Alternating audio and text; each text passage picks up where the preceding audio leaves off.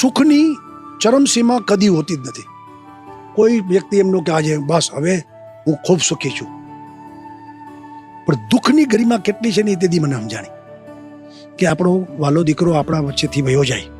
પણ ત્યારે હું તમને કહું કે ઈશ્વર ઉપરની શ્રદ્ધા, એ ભગવાન જે કરશે સારું કરશે.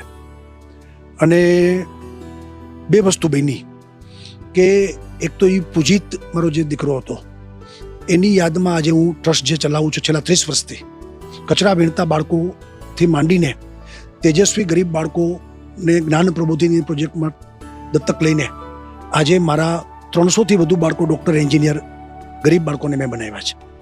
રાજકોટમાં એક મોટું અમે કામ કરીએ છીએ. બીજી વસ્તુ એ બની કે ભગવાને બીજે જ વર્ષે મને દીકરો આપી દીધો અને આજે ઋષભ મારો દીકરો અમેરિકા છે. સેમ શરૂઆતના દિવસોમાં તમે પૂજિત જ જોઈ લો. એટલે ભગવાનની ઉપરની શ્રદ્ધા, અને એમ થાય કે જીવનમાં બાકી બધું સુખ નકામું છે. કુટુંબ, બાળકો, આપણે આ બધું વસ્તુ જ મહત્વની છે અને એ જ આપણા હાથમાં છે.